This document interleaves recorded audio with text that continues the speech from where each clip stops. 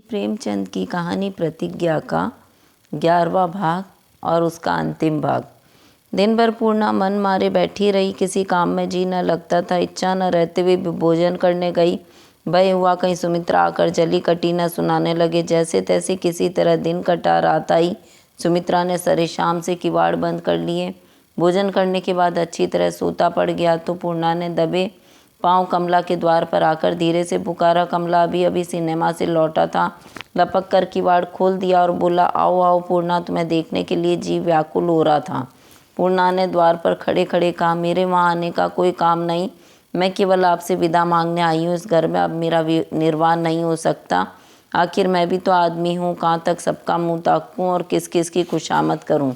कमला ने द्वार पर आकर कहा, अंदर तो आओ। तुम इस तरह खड़ी हो मानो चपत मारकर भाग जाओगी। जरा शांत होकर बैठो तो सुनो क्या बात है। इस घर में कौन है जो तुम्हें आधी बात भी कहने का साहस कर सकता है। अपना और उसका खून कर दूं, मगर अंदर तो आओ। पूर्णा, मेरे अंदर आने की ज़रूरत नहीं, यूँ ही ताने मिल रहे हैं, फिर तो न जाने क्या कलंक लग जाएगा। कमला प्रसाद ने त्योरियाँ चढ़ाकर कहा, किसने दिया है? सुमित्रा ने। पूर्णा, किसी ने दिया हो, आपका पूछना और मेरा कहना दोनों व्यर्थ हैं।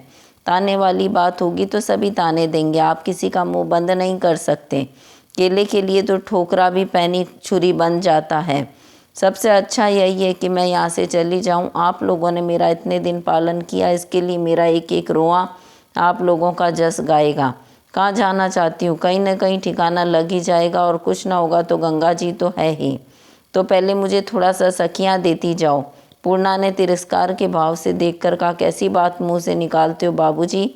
मेरा प्राण भी आप लोगों के काम आए तो मुझे देने में आनंद मिलेगा, लेकिन बात बढ़ती जाती है और आगे चलकर न जाने और कितनी बढ़े, इसलिए मेरा यहाँ से जाना ही अच्छा है। कमला प्रसाद ने पूर्णा का हाथ पकड़कर बलात् अंदर खींच लिया और द्वार बंद करता हुआ बोला, हाँ अब कहो, क्या कहती हो? सुमित्रा ने तुम्हें कुछ कहा है? पूर्णा द्वार से चिपकी हुई बोली, पहले द्वार खोल दो तो मैं बताऊं, क्यों व्यर्थ मेरा जीवन नष्ट कर रहे हो? खोल दूंगा, ऐसी क्या जल्दी है? पानी में भी तो भीग रही हो, या मैं कोई हवा हूँ? अगर सुमित्रा ने तुम्हें कुछ कहा है तो मैं ईश्वर की कसम खाकर कहता हूँ, कल ही उसे घर से निकाल बाहर करूँगा और फिर कभी मुँह न देखूँगा। देखो पूर्णा, अगर तुमने द्वार खोला तो पछताओगी। छाती में छुरी मार लूँगा, सच कहता हूँ, छाती में छुरी मार लूँगा। 6 महीने हुए जब मैंने तुम्हें पहले देखा, तब से मेरे चित्त की जो दशा हो रही है वह तुम नहीं जान सकती। इतने दिनों किसी तरह सब्र किया, पर अब सब्र नहीं होता। खैर, जब जब दर्शन हो जाते थे जिससे हृदय को कुछ ढाढ़स होता था। अब तुम यहाँ से जाने की बात कहती हो। तुम्हारा यहाँ से जाना मेरे शरीर से प्राणों का जाना है। मैं तुम्हें रोक नहीं सकता, तुम्हें रोकने का मुझे कोई अधिकार नहीं। संसार विवाह के स्वांग को तो 16 आने अधिकार दे देता है, पर प्रेम को जो ईश्वर का स्वरूप है रत्ती भर भी अधिकार नहीं देता। जाओ, मगर कल ही सुनोगी कि कमला इस संसार से कूच कर गया। पूर्णा का निष्कपट हृदय इस प्रेम दर्शन से घोर असमंजस में पड़ गया। उसका एक हाथ किवाड़ की चटखनी पर था, वह आप ही आप चटखनी के पास से हट गया। वह स्वयं एक कदम आगे बढ़ाई। उसकी दशा उस मनुष्य की सी हो गई जिसने अनजान में किसी बालक का पैर कुचल दिया हो, और जो उसे वेदना से छटपटाते देख जल्दी से दौड़कर उसे गोद में उठा ले। कमला प्रसाद जिस दिन साड़ी लाए थे उसी दिन से पूर्णा को कुछ शंका हो गई थी, पर उसने पुरुषों का विनोद समझ लिया था। अतएव इस समय यह प्रेमालाप सुनकर भयभीत हो गई। घबराई हुई आवाज़ से बोली, ऐसे बातें न करो बाबूजी, मेरा लोक और परलोक मत बिगाड़ो। फिर मैं सचमुच मरने थोड़ी ही जा रही हूँ, कहीं ना कहीं तो रहूँगी ही, कभी कभी आती रहूँगी, मगर इस समय मुझे जाने दो। मेरी बदनामी से क्या तुम्हें दुख ना होगा? कमला प्रसाद, पूर्णा नेक नामी और बदनामी सब ढकोसला है। प्रेम ईश्वर की प्रेरणा, उसको स्वीकार करना पाप नहीं, उसका अनादर करना पाप है। मुझे ईश्वर ने धन दिया है, एक से एक रूपवती स्त्रियों को नित्य देखता हूँ। धन के बल से जिसे चाहूँ अपनी वासना का शिकार बना सकता हूँ, पर आज तक कसम ले लो जो किसी की ओर आँख उठाकर भी देखा हो। मेरे मित्र लोग मुझे बूढ़े बाबा कहा करते हैं। सुमित्रा को आए 3 साल हो गए, पर उसे मैंने कभी प्रेम की दृष्टि से नहीं देखा, मगर तुम्हें देखते ही मुझे मालूम हुआ, मेरी आंखों के सामने से पर्दा हट गया। ऐसा जान पड़ा मानो तुम मेरे हृदय मंदिर में बहुत दिनों से बैठी हो, मगर मैं अज्ञान के कारण इस वेदना का रहस्य न समझ सकता था। बस जैसे कोई भूली हुई बात याद आ जाए। अब कितना चाहता हूँ कि तुम्हें भूल जाऊँ, मन को दूसरी ओर फेरना चाहता हूँ पर कोई बस नहीं चलता। यही समझ लो कि मेरा जीवन तुम्हारी दया पर है। यह कहते कहते कमला का गला भर आया। उसने रुमाल निकाल कर आँखें पोंछी, मानो उसमें आंसू छलक रहा है। पूर्णा पाषाण प्रतिमा की भांति निस्पंद खड़ी थी। उसकी सारी बुद्धि, सारी चेतना, सारी आत्मा मानो उमड़ती हुई लहरों में बही जा रही थी और कोई उसकी अंतर्ध्वनि पर कान न देता हो। मनुष्य, पशु, पक्षी, तट के वृक्ष और बस्तियां सब भागी जाती हों उससे दूर, कोसों दूर। वह खड़ी न रह सकी। भूमि पर बैठकर उसने एक ठंडी सांस ली और फूट फूट कर रोने लगी। कमला ने समीप जाकर उसका हाथ पकड़ लिया और गला साफ करके बोला, पूर्णा, तुम जिस संकट में हो मैं उसे जानता हूँ, लेकिन सोचो एक जीवन का मूल्य क्या एक पूर्व स्मृति के बराबर भी नहीं। मैं तुम्हारी पति भक्ति के आदर्श को समझता हूँ। अपने स्वामी से तुम्हें कितना प्रेम था यह देख चुका हूँ, उन्हें तुमसे कितना प्रेम था यह भी देख चुका हूँ। अक्सर पार्क में हरी भरी घास पर लेटे हुए वह घंटों तुम्हारा कीर्ति गान किया करते थे। मैं सुन सुनकर उनके भाग्य को सराहता था और इच्छा होती थी कि तुम्हें एक बार पा जाता तो तुम्हारे चरणों पर सिर रख कर रोता। पूर्णा से, सुमित्रा से दिन दिन घृणा होती जाती थी। यह उन्हीं का बोया हुआ बीज है जो फूलने और फलने के लिए विकल हो रहा है। पूर्णा ने सिसकते हुए कहा, बाबूजी, तुम्हारे पैरों पड़ती हूँ, मुझे जाने दो। मेरा जी न जाने क्यों घबरा रहा है। कमला ने सिर ठोक कर कहा, हाय फिर वही बात। अच्छी बात है, जाओ, एक बार भी बैठने को न कहूँगा। पूर्णा ज्यों की त्यों बैठी रही। उसे किसी भीषण परिणाम की शंका हो रही थी। कमला ने कहा, आप जाती क्यों नहीं? मैंने तुम्हें बांध तो नहीं लिया है? पूर्णा ने कमला की ओर कातर नेत्रों से देखा और सिर झुकाकर कहा, वायदा करते हो कि अपने प्राणों की रक्षा करते रहोगे? कमला ने उदासीन भाव से कहा, तुम्हें मेरे प्राणों की रक्षा की क्या परवाह? जिस तरह तुम्हारे ऊपर मेरा कुछ जोड़ नहीं, उसी तरह मेरे ऊपर तुम्हारा कोई जोड़ नहीं। या तुम्हें भूल ही जाऊंगा या प्राणों का अंत ही करूंगा, मगर इससे तुम्हारा क्या बनता, क्या बिगड़ता है? जी में आए जरा सा शोक कर लेना, नहीं तो वह भी न करना। मैं तुमसे गिला करने न आऊँगा। पूर्णा ने मुस्कुराने की चेष्टा करके कहा, तो इस तरह तो मैं न जाऊँगी। कमला प्रसाद, इसका क्या आशय हुआ कि तुम मुझे न जीने दोगी न मरने? तुम्हारी इच्छा है कि मैं सदैव तड़पता रहूं। यह दशा मुझसे न सही जाएगी।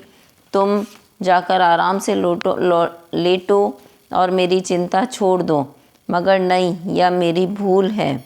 जो मैं समझ रहा हूँ, तुम मेरे प्राणों की चिंता से मुझसे यह वायदा करा रही हो, या केवल भिखारी को मीठे शब्दों में जवाब देने का ढंग है?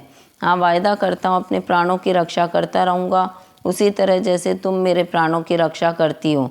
यह वायदा मैं नहीं मानती, सच्चा वायदा करो। तो प्रिय, यह गांठ में बांध लो कि कमला प्रसाद विरह वेदना सहने के लिए जीवित नहीं रह सकता। पूर्णा ने करुण स्वर में कहा, बाबूजी, तुमने मुझे बड़े संकट में फंसा दिया। तुम मुझे माया जाल में फंसा कर मेरा सर्वनाश करने पर तुले हो। मेरा कर्तव्य ज्ञान नष्ट हुआ जाता है। तुमने मुझ पर मोहिनी मंत्र सा डाल दिया है। कमला ने आवेश में आकर कहा, अच्छा आप चुप रहो पूर्णा, ऐसी बातों से मुझे मानसिक कष्ट हो रहा है। तुम समझ रही हो कि मैं अपनी नीच वासना की तृप्ति के लिए तुम्हें माया जाल में फंसा रहा हूँ, या तुम मेरे साथ घोर अन्याय कर रही हो? तुम्हें कैसे विश्वास दिलाऊं कि यह माया जाल नहीं, शुद्ध आत्म समर्पण है? यदि इसका प्रमाण चाहती हो तो यह लो। यह कहकर कमला प्रसाद ने खूंटी पर लटकी तलवार उतार ली और उसे खींचकर बोला, लाश को सामने फड़कते देखकर निश्चय कर लेना कि प्रेम था या कौशल। यदि पूर्णा एक क्षण भी धैर्य से बैठी रह सकती तो उसे अवश्य यह प्रमाण मिल जाता, पर रमणी का कातर हृदय सहम उठा। यह बात जानकर ही कमला प्रसाद ने अभिनय किया था। पूर्णा ने तलवार उसके हाथ से छीन ली और बोली, मैं तो तुमसे कोई प्रमाण नहीं मांग रही हूँ, फिर तुमने मायाजाल कैसे कहा? भूल हुई, क्षमा करो। अभी तुम्हें कुछ संदेह हो तो मैं मिटाने को तैयार हूँ। इससे उत्तम मृत्यु मेरे लिए और क्या हो सकती है कि मैं अपने प्रेम की सत्यता का प्रमाण देते हुए तुम्हारे सामने प्राणों का उत्सर्ग कर दूं। पूर्णा ने तलवार को म्यान में रखते हुए कहा, तुम इसी तलवार से मेरे जीवन का अंत कर सकते तो कितना अच्छा होता। मुझे विश्वास है कि मैं जरा भी न झिझकती, सिर झुकाए खड़ी रहती। यह वाक्य कुटिल कमला के हृदय में चुभ गया। एक क्षण के लिए उसे अपनी नीचता पर ग्लानि आ गई। गदगद कंठ से बोला, अगर ब्रह्मा ने भी मेरे हाथों तुम्हारी हत्या लिखी होती, अगर उस हत्या के पुरस्कार में मुझे त्रैलोक्य का राज्य, स्वर्ग की सारी अप्सराएं और देवताओं की सारी विभूतियां मिलती, तो भी मैं तुम्हारे पवित्र शरीर से रक्त की एक बूंद भी न बहा सकता। यदि मेरी आत्मा कलुषित हो जाती तो भी मेरा प्राण हाथ तलवार न पकड़ सकता। तुमने इस समय बड़ी कड़ी बात कह डाली पूर्णा। जरा मेरी छाती पर हाथ रख कर देखो कैसी धड़क रही है। एक पान बनाकर खिला दो, इसी की याद करके दिल शांत करूँगा। पूर्णा ने पान के 2 बीड़े बनाकर कमला को देने के लिए हाथ बढ़ाया। कमला ने पान लेकर कहा, भोजन के बाद कुछ दक्षिणा मिलनी चाहिए। पूर्णा ने विनोद करके कहा, प्रेमा होती तो उनसे कुछ दक्षिणा दिला देती, जब आएंगी तब दिला दूंगी। कमला पान बढ़ाता हुआ बोला, मेरी दक्षिणा यही है कि यही बीड़े मेरे हाथ से खा लो। पूर्णा, मैं ऐसी दक्षिणा नहीं लेती। तुम्हारी कौन चलाए बीड़ों पर कोई मंत्र फूंक दिया हो। पुरुष इस विद्या में निपुण होते हैं। मैं पक्का इरादा करके आई थी कि द्वार पर खड़ी खड़ी तुमसे यहाँ से जाने की बात करके चली जाऊंगी, पर तुमने कुछ ऐसा मंत्र मारा कि सब कुछ भूल गई। कमला ने बीड़े उसके मुंह के समीप ले जाकर कहा, मैं अपने हाथ से खिलाऊंगा, मेरे हाथ में दे दो। जी नहीं, गुरुजी ने मुझे पाठ नहीं पढ़ाया है। कोई शरारत तो न करोगे? पूर्णा ने मुंह खोल दिया और कमला ने उसे पान खिला दिया। पूर्णा की छाती दग दग कर रही थी, कहीं कमला कोई नटखटी न कर बैठे, मगर कमला इतना बेशऊर न था कि समीप आते शिकार को दूर से ही चौंका देता। ने पान खिला दिया और चारपाई पर बैठकर बोला, अब यहाँ से कहीं जाने का नाम मत लेना। सारा जमाना छूट जाए पर तुम मुझसे नहीं छूट सकती। जीवन भर के लिए यही घर तुम्हारा है और मैं तुम्हारा दास हूँ।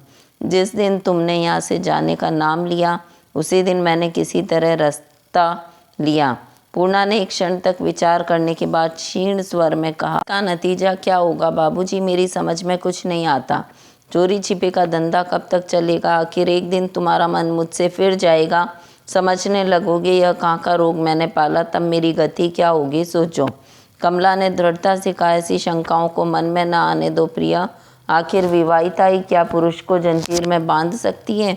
वहाँ भी तो पुरुष वचन ही का पालन करता है। जो वचन का पालन नहीं करना चाहता, क्या विवाह उसे किसी तरह मजबूर कर सकता है? सुमित्रा मेरी विवाहिता होकर ही क्या ज़्यादा सुखी हो सकती है?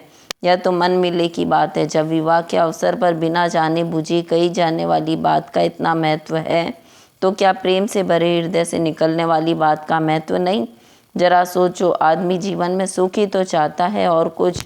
फिर जिस प्राणी के साथ उसका जीवन सुखमय हो रहा है, उसे वह कैसे छोड़ सकता है? उसके साथ कैसे निठुरता या कपट कर सकता है? पूर्णा ने कोमल आपत्ति के भाव से कहा, विवाह की बात और होती है बाबूजी, मैं ऐसी नादान नहीं हूँ। कमला ने मुस्कुराकर कहा, नहीं, तुम भला नादान हो सकती हो? राम राम, तुम वेद शास्त्र सभी घोटे बैठी हो। अच्छा बताओ, विवाह के प्रकार के होते हैं? विवाह के प्रकार के होते हैं, इसका क्या मतलब? बड़ी बुद्धिमती हो तो इसका मतलब समझो। क्या विवाह भी कई तरह के होते हैं? हमने तो एक ही तरह का विवाह सब जगह देखा है। कमला ने विवाह के 7 भेद बताए। किस समय में कौन सी प्रथा प्रचलित थी, उसके बाद कौन सी प्रथा चली और वर्तमान समय में किन किन प्रथाओं का रिवाज है। यह सारी कथा बहुत ही बेसिर पैर की बातों के साथ कौतूहल मग्न पूर्णा से कह सुनाई। स्मृतियों का धुरंधर ज्ञाता भी इतने संदेह रहित भाव से इस विषय की चर्चा न कर सकता था। पूर्णा ने पूछा, यह तो गंधर्व विवाह अभी तक होता है? हाँ, यूरोप में इसका बहुत रिवाज है, मुसलमानों में भी है, इस देश में भी पहले था, पर अब एक कानून के अनुसार फिर इसका रिवाज हो रहा है। इस विवाह में क्या होता है?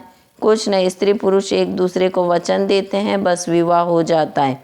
माता पिता, भाई बंधु, पंडित, पुरोहित, किसी का काम नहीं। हाँ, वर और कन्या दोनों ही का बालिग होना जरूरी है। पूर्णा ने अविश्वास के भाव से कहा, विवाह क्या लड़कों का खेल है? कमला ने प्रतिवाद किया, मेरी समझ में तो जिसे तुम विवाह समझ रही हो वही लड़कों का खेल है। ढोल मजीरा बजा, आतिशबाजियाँ छूटी और 2 अबोध बालक जो विवाह का मर्म तक नहीं समझते, एक दूसरे के गले में जीवन पर्यंत के लिए मर दिए गए। सच पूछो तो यही लड़कों का खेल है। पूर्णा ने फिर शंका की, दुनिया तो इस विवाह को ही मानती नहीं। कमला प्रसाद ने उत्तेजित होकर कहा, दुनिया अंधी है, उसके सारे व्यापार उल्टे हैं। मैं ऐसी दुनिया की परवाह नहीं करता। मनुष्य को ईश्वर ने इसलिए बनाया कि वह रो रो कर जिंदगी के दिन काटे, केवल इसलिए कि दुनिया ऐसा चाहती है। साधारण कामों में जब हमसे कोई भूल हो जाती है तो हम उसे तुरंत सुधारते हैं, तब जीवन को हम क्यों एक भूल के पीछे नष्ट कर दें। अगर आज किसी देवी बाधा से यह मकान गिर पड़े तो हम कल ही इसे बनाना शुरू कर देंगे, मगर जब किसी अबला के जीवन पर देवी आघात हो जाता है तो उससे आशा की जाती है कि वह सदैव उसके नाम को रोती रहे। यह कितना बड़ा अन्याय है।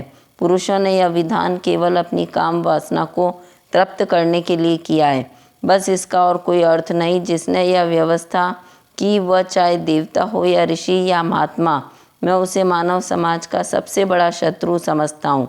स्त्रियों के लिए पतिव्रत धर्म की पंख लगा दी। पुनः संस्कार होता तो इतनी अनाथ स्त्रियां उसके पंजे में कैसे फंसती। बस यही सारा रहस्य है। न्याय तो हम तब समझते जब पुरुषों को भी यह निषेध होता। पूर्णा बोली, स्मृतियाँ पुरुषों की बनाई हुई तो होंगी ही, और क्या, धूर्तों का पाखंड है। अच्छा, अब तुम बाबू अमृत राय को क्यों बदनाम करते हो? केवल इसलिए कि उनका चरित्र अच्छा नहीं। वह विवाह बंधन में न पड़कर छूटे सांड बने रहना चाहते हैं। उनका विधवाश्रम केवल उनका भोगालय होगा, इसलिए हम उनका विरोध कर रहे हैं। यदि वह विधवा से विवाह करना चाहते तो देश में विधवाओं की कमी है, पर वह विवाह न करेंगे। बाजे आदमियों को टट्टी की आड़ से शिकार खेलने में ही मजा आता है, मगर ईश्वर ने चाहा तो उनका आश्रम बनकर तैयार न हो सकेगा। सारे शहर में उन्हें कौड़ी भर की मदद न मिलेगी। घड़ी की ओर देखकर, अरे 2 बज रहे हैं, अब विलम्ब नहीं करना चाहिए। आओ उस दीपक के सामने ईश्वर को साक्षी करके हम शपथ खाएं कि जीवन पर्यंत हम पति पत्नी व्रत का पालन करेंगे। पूर्णा का मुख विवर्ण हो गया। वह उठ खड़ी हुई और बोली, अभी नहीं बाबूजी, साल भर नहीं, तब तक सोच लो, मैं भी सोच लूँ, जल्दी क्या है। यह कहती हुई वह किवाड़ खोलकर तेजी से भाग निकल गई और कमला प्रसाद खड़े ताकते रह गए। चिड़िया दाना चुगते चुगते समीप आ गई थी, पर ज्यों ही शिकारी ने हाथ चलाया वह फुर से उड़ गई। मगर क्या वह सदैव शिकारी के प्रलोभन से बचती रहेगी? प्रतिज्ञा कहानी का भाग 11 का अंतिम भाग रश्मि के स्वर में।